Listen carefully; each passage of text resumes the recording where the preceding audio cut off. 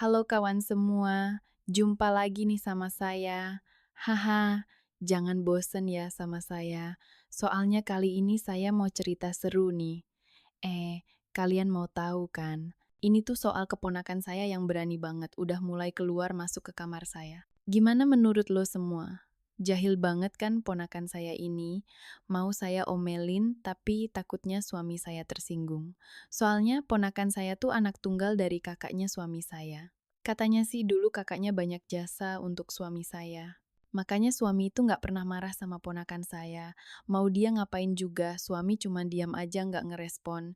Sementara kalau saya biarin, takutnya nih anak makin berani aja kan, seenaknya keluar masuk ke kamar saya pas suami saya nggak ada di rumah. Ya, bukannya apa sih, saya bukan takut kalau dia ngambil duit atau apa di kamar saya.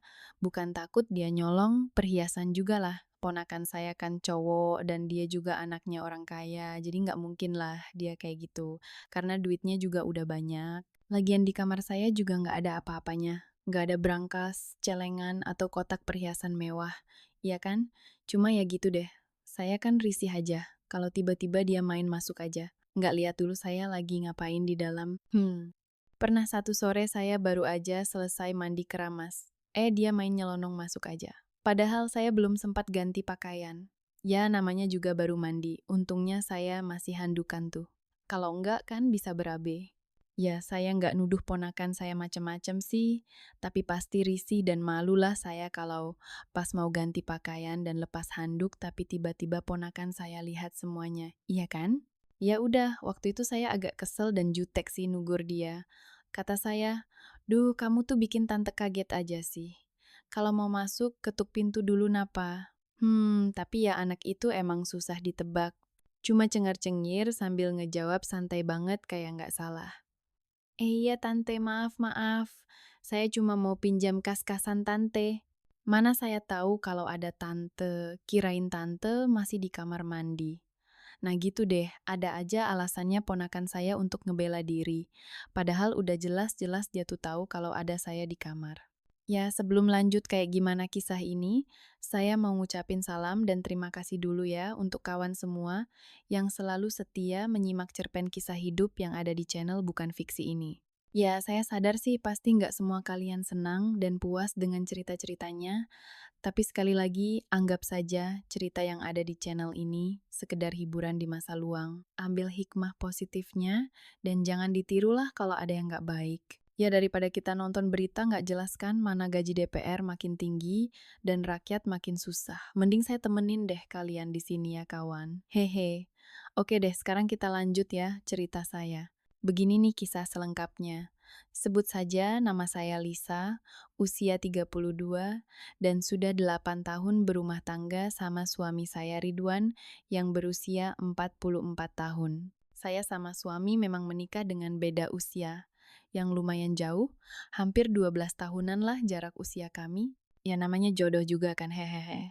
Dulunya saya ketemu suami pas saya tuh baru aja kerja jadi sales parfum sekantor sama dia. Waktu itu sih umur saya baru juga 24 tahun dan suami 36 tahun. Dia dulunya asisten manajer gitu di kantor perusahaan itu.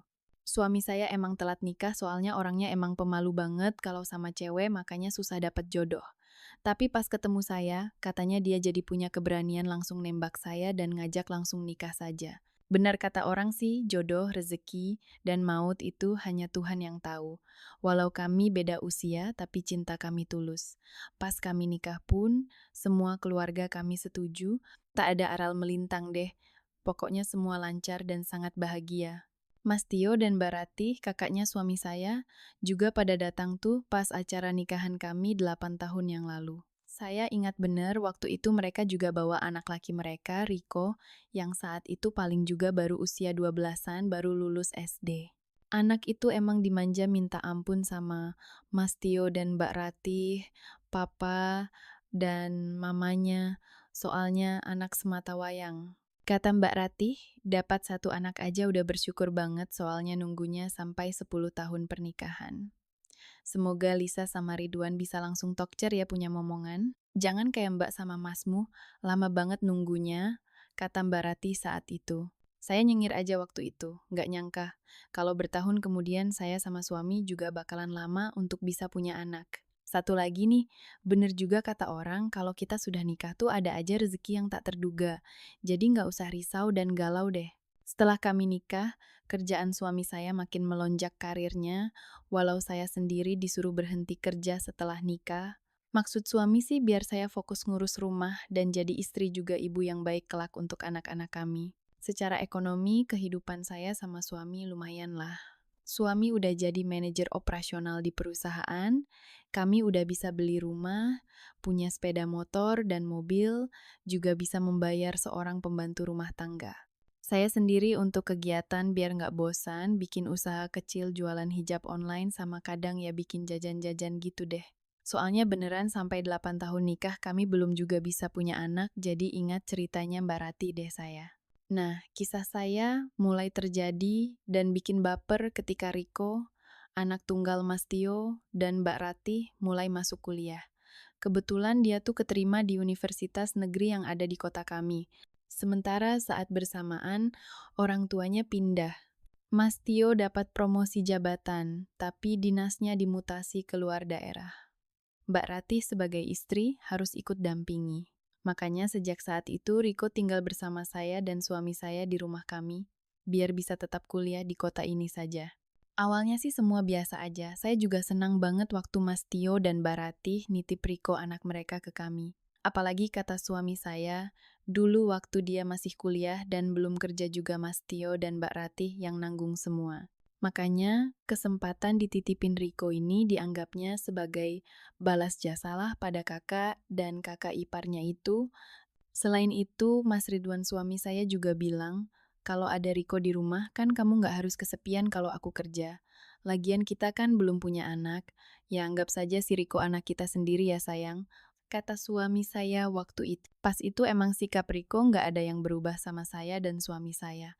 Masih kayak Riko kecil yang dulu yang manja. Ya namanya ibarat anak kan mau dia udah gede dan usianya juga udah dewasa, di mata orang tuanya tetap seorang anak. Makanya saya nganggap Riko ya, masih kayak ponakan kecil saya yang dulu. Kami tetap akrab, tapi dia ngehormatin saya. Cuma memang sekarang Riko udah beda penampilannya. Dia tuh udah tumbuh jadi pemuda tanggung di usia 21 lah. Wajahnya lumayan sih karena nurun papanya Mas Tio yang ganteng. Bodinya juga tinggi dan tegap kayak Mas Tio. Malah Riko tuh udah jauh lebih tinggi dari saya dan suami saya. Tingginya sekitaran 178, sementara saya paling cuman 160-an. Emang beda sama suami saya. Mas Ridwan itu mirip sama kakaknya Mbak Ratih, agak kurus dan tingginya juga hampir kayak saya. Makanya suami saya suka ngomel kalau saya pakai hak tinggi pas ada acara, jadi kelihatan tinggian saya daripada suami saya. Singkat cerita nih, saya mulai ngerasa Riko ponakan saya tuh nyebelin banget waktu dia udah 3 bulanan tinggal di rumah. Anak itu beneran nggak bisa dibilangin. Dan udah mulai tuh berani keluar masuk ke kamar pas suami saya nggak ada. Iya kayak yang sore itu kan saya kaget banget pas dia masuk sementara saya baru aja mandi dan belum sempat ganti baju. Emang sih waktu itu dia beneran mau pinjam charger soalnya kemarinnya juga dia kehilangan charger di kampusnya. Tapi kan saya agak risih ya, mana waktu itu saya cuma handukan terus. Tahu sendirilah saya kan udah 8 tahun nikah, jadi body saya juga makin melar deh. Mana bisa handuk sekecil itu nutupin semuanya kan, jadi kesana kemari kelihatannya. Ya sebenarnya sih dari dulu juga udah biasa saya kayak gitu waktu nginap di rumah kakak ipar saya udah lama banget. Tapi kan dulu ponakan saya masih kecil, baru juga tamat SD, dan sekolah SMP juga masih pakai sepeda BMX kayak bocil lain. Nah ini kan dia udah gede, udah kuliah, terus udah berani pacaran juga. Saya kan jadi baper kalau diliatin sama dia. Ih kamu ini udah tunggu aja di luar, entar tante deh yang bawa incasnya. Tante kan mau ganti baju Riko. Ih kamu, ketusku. Udah aku judesin kayak gitu, dia tetap aja cengar-cengir sambil matanya curi pandang gitu. Tetap bilang mau minjem. Dalam hati saya bilang, ih nyebelin banget sih lama-lama anak ini, sambil mata saya merotot dan wajah cemberut. Namun ponakan saya malah santai banget. Katanya, duh tante jangan marah-marah. Entar cantiknya jadi luntur loh. Ya udah Riko keluar deh. Tapi cepet ya, tante bawa kas casanya keluar. Kata Riko sambil tertawa kecil terus kabur. Saya jadi dongkol tapi juga jadi senyum sendiri deh. Habisnya anak itu tahu aja kelemahan saya kalau udah dipuji cantik. Ya mana ada sih wanita yang gak baper kalau dipuji cantik, apalagi saya dari dulu emang gitu, suka baper dan gier. Gara-gara saya, biarin pas masuk kamar itu, ponakan saya jadi kayak sengaja dan jadi tuman deh. Banyak banget alasannya. Pokoknya kayak dia tahu banget jadwal saya mandi sore. Pas selesai, udah aja dia ada di dalam kamar sambil cengengesan. Kalau nggak pinjam casan, ya pinjam apalah gitu. Pokoknya ada aja deh alasannya sampai saya bosen mau marah juga. Sampai suatu hari, pas hari Minggu kan, suami saya libur dan ada di rumah nggak kemana-mana, ponakan saya tetap aja. Saya sebenarnya udah bilang ke suami, kata gua, Mas, si Riko itu mulai usil deh sama aku. Suka masuk bikin kaget aja.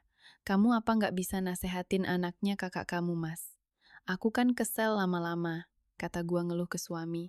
Tapi jawaban suami malah datar aja. Katanya, duh kamu itu sayang, Riko kan anak manja dari dulu, karena sendirian sama kakakku juga dimanja banget. Ya wajar lah sekarang dia manja sama kita, kan papa mamanya jauh, kata suamiku. Yah, sore itu juga biasalah, suami kalau libur maunya saya bahagiain terus. Nggak peduli siang bolong, pasti minta ke saya. Pas gua kasih, paling cuman sebentar terus suami molor deh. Katanya mumpung libur bisa bobok siang santai di rumah. Nah, sore itu pas suami saya mendengkur, saya juga mau tidur siang juga karena masih 3.00. Lumayan sampai 4.03. Nggak tahunya ponakan saya malah masuk ke kamar. Ya, gua kan kaget banget jadinya, apalagi masih berantakan gitu. Gua mau marah dan ngebentak, tapi takut suami kebangun. Kan suami saya baru juga tidur, nanti bisa pusing kalau kebangun. Ponakan saya juga bukannya pergi lagi, malah main masuk aja. Udah tahu omnya lagi libur dan pasti ada di kamar. Gua akhirnya saya cuma bisa ngomong pelan kayak bisik-bisik, takut kedengeran suami. Ih Riko, kamu kok kesini? Ada om loh kamu. Ah, mau pinjam apa lagi coba sore ini? Kataku setengah berbisik, setengah tertahan sambil wajah saya buat cemberut. Maaf tante, kirain Om Ridwan pergi mancing kayak biasanya. Makanya Riko masuk. Riko mau pinjam itu tante. Riko ngomong gitu sambil bisik-bisik juga. Tangannya nunjuk yang itu. Makanya saya jadi tambah kaget. Apaan sih anak ini? Ya gua kira dia nunjuk yang itu, tahunya emang charger HP gua ada di dekat yang itu. Maksud Riko charger tante, katanya. Waktu Riko genap 3 bulan tinggal di rumah kami, tugas rumahan saya jadi nambah deh. Jadi tambah sibuk soalnya Mbak Ratih mamanya Riko nelpon saya. Katanya, tolong ya Dek Lisa, lihatin dan jagain si Riko, biar fokus kuliahnya. Mbak lihat anak itu mulai deh ngepost foto sama ceweknya, padahal udah Mbak larang jangan pacar-pacaran dulu deh. Ya, saya jawab standar aja waktu itu. Iya Mbak, tenang aja. Entar aku bilangin deh sebagai tantenya, mungkin dia nurut. Emang sih saat itu ponakan saya rada berubah penampilannya tuh, selalu rapi dan kinklong walau cuma ke kampus. Terus yang tadinya cuma pakai motor, sekarang maunya pakai mobil ke kampus. Kayak pemuda yang lagi jatuh hati lah. Jadi pengen nunjukin kalau dia tuh keren sama cewek yang sedang ditaksir atau malah udah jadian sama ponakan saya. Malam itu suami saya kebetulan nggak pulang karena ada tugas ke Jakarta 3 hari. Katanya ngurusin izin apa gitulah. Makanya saya beraniin diri malam itu mau negur Riko sesuai permintaan mamanya supaya dia fokus kuliah. Soalnya kalau saya negurnya pas ada suami, kan sama aja bohong. Omnya itu pasti bakalan ngebelain ponakannya. Udah jam 10 waktu itu, Bi Ipah pembantu di rumah saya juga paling udah tidur. Jadi ya saya ngeloyor aja ke kamarnya Riko. Tapi anak itu nggak ada di kamar. Padahal tadi pulang kuliah makan malam masih bareng sama saya kok nggak ada. Saya buka kamarnya juga kosong. Saya panggil juga nggak ada yang jawab. Jadi penasaran, saya kemana sih anak itu? Nah saat itulah saya beneran kaget banget karena ternyata si Riko keluar dari kamar belakang, kamarnya Bi Ipah itu. Dia kayak gugup waktu kepergok saya. Tangannya masih ngerapiin baju sama kayak narik sleting celana arminya. Terus pas saya mau panggil dia, malah buru-buru kabur masuk ke kamarnya dan nutup pintu. Jadi makin bikin curiga deh. Ngapain coba dia di kamar Bi Ipah pembantu saya. Terus ngapain juga dia kayak orang lihat hantu pas ketemu saya? Ya, karena penasaran, saya langsung aja ke kamar Bi Ipah dan nanya ke pembantu saya, "Bi dan Riko ngapain aja tadi di sini?" Bi Ipah bilang, "Tadi dan Riko minta dipijat Bu sama dikerokin. Katanya nggak enak badan dan benar pada merah semua kok." Saya percaya aja sih sama pembantu saya Bi Ipah. Itu udah lama ngikut saya, pasti jujur kalau ngomong dan saya percaya banget. Apalagi Bi Ipah juga kan udah lumayan berusia, udah kepala 4 dan dia masih punya suami. Jadi mana mungkin Bi Ipah berani macam-macam, apalagi sama si Riko ponakan majikannya yang jauh lebih muda. Oh ya udah deh Bi, Bibi tidur Gi, biar aku lihat Riko di kamarnya. Siapa tahu dia butuh obat biar nggak keterusan sakit, kata saya. Ya malam itu jujur saja hati saya jadi nggak enak. Apa kata Mas Tio dan Mbak Ratih kakak ipar saya kalau tahu anaknya sakit? Apalagi si Riko ngeluh badannya nggak enak bukan ke saya, tapi malah ke pembantu saya. Saya kan jadi kepikiran, masa iya sebagai tantenya saya terlalu cuek dan sering kesel sama anak itu sampai nggak perhatian dan tahu kondisinya. Apa iya karena sikap judes dan jutek saya bikin Riko jadi nggak enak dan sungkan mau ngomong ke saya kalau dia sakit. Apalagi kata Bi Ipah, waktu dipijat dan dikerokin tadi si Riko sempat curhat juga. Katanya sedang galau dan sedih banget. Dalam hati saya bilang, waduh gimana kalau Riko lapor ke papa dan mamanya atau ke suami saya kalau dia nggak betah di sini. Dan gimana kalau ternyata dia tuh jadi nggak betah di rumah omnya karena saya dan sikap saya sebagai tante selama ini. Saya sempat diam sebentar sih di ruang tengah sebelum akhirnya saya melangkah ke kamarnya Riko dan menemuinya. Tapi lagi-lagi saya ketuk pintu nggak dibuka, dipanggil juga nggak dijawab hingga saya buka aja pintunya kan nggak dikunci. Saat itulah aku jadi ngelihat semuanya dan dadaku jadi bergetar antara deg-degan dan rasanya jadi baper banget. Saya lihat Riko sedang sibuk banget dan khusyuk sendirian. Dia bersila sambil menengadah, tangannya berdoa gitu. Kopiah hitam dan baju koko putih dipadu sarung cap gajah duduk bikin penampilan Riko kayak dewasa dan bijaksana sekali. Kayaknya Riko baru selesai salat Isya walau sedikit telat dan dia sedang berdoa dengan suara yang samar saya dengar. Ya Allah, jadikanlah hambamu ini sebagai penerang di rumah ini. Berikanlah rahman dan rahimmu untuk keluarga Om Ridwan. Berikan kesehatan dan rezeki untuk Om Ridwan dan Tante Lisa. Ya Allah, kabulkan hajat mereka dan karuniai mereka anak. Hamba menjadi saksi keduanya adalah pasangan baik hati dan bisa amanah menjadi orang tua selama hamba di sini. Ya Allah, berikan berkah kesehatan dan panjang usia juga untuk papa dan mama walau mereka jauh dari hamba. Ya Allah, limpahkan juga berkah rahman dan rahimmu kepada para pemimpin bangsa ibu. Ya Allah, juga beri kedamaian negeriku. Suara Riko bergetar dengan nada yang sangat indah yang gak pernah saya dengar sebelumnya. Dada saya terenyuh seketika kayak ada kesadaran yang menampar batin saya. Selama ini saya sama suami jarang sekali salat. Mas Ridwan terlalu sibuk ngejar karir dunia, sementara saya terlalu angku dan gak pernah menunaikan ibadah salat. Mungkin karena itu juga sampai 8 tahun nikah kami belum dikaruniai anak karena kami terlalu jauh dari Allah. Tak terasa air mata saya netes di pipi. Riko ponakan saya yang saya kira kurang ajar ternyata anak yang alim dan rajin salat. Saking tercengungnya saya nggak sadar daun pintu melebar. Tante kok duduk di situ? Mari masuk aja tante, kata Riko. Dia menarik tanganku masuk ke kamarnya, lalu menuntunku duduk di tepi ranjangnya. Dia sendiri ngambil sesuatu di lemari. Nih tante, Riko ada hadiah untuk om dan tante. Ada baju koko dan sarung untuk om, dan ada mukena dan sajadah buat tante ya. Saat itu nggak tahu deh, saya beneran speechless. Nggak bisa ngomong apa-apa selain bibir saya berkata, makasih ya Riko. Terus ngalir deh air mata saya disertai tangisan yang bener-bener terasa sesak di dada, kayak langsung ditikam di jantung. Saya jadi ngerasa kayak sebagian orang yang sukanya ngehakimi orang lain padahal kelakuan sendiri belum bener. Saya udah mikir kalau Riko itu nakal dan usil, tapi ternyata dia lebih mulia dari saya dan suami yang sering ninggalin salat. Ya udah malam itu saya peluk ponakan saya itu sambil nangis di bahunya dan Riko pun memelukku dengan penuh kasih sayang. Riko doain kalau om dan tante mulai ingat salat dan terus berdoa semoga Allah ngabulin segera punya momongannya. Gitu deh. Sejak malam itu, saya jadi tersadar dan mulai berusaha menjadi insan yang lebih baik dan tak lupa salat. Dan waktu suami saya pulang, dia juga sadar akan kehilafan kami selama ini dan mulai berubah, lebih rajin salat dan doa. Cerita saya akhirnya happy ending karena sebulan kemudian saya beneran bisa hamil dan kami bahagia bakal punya anak. Kisah saya udah 3 tahun berlalu tapi sangat berkesan. Saya sama suami makin harmonis sejak ada Nadine anak kami.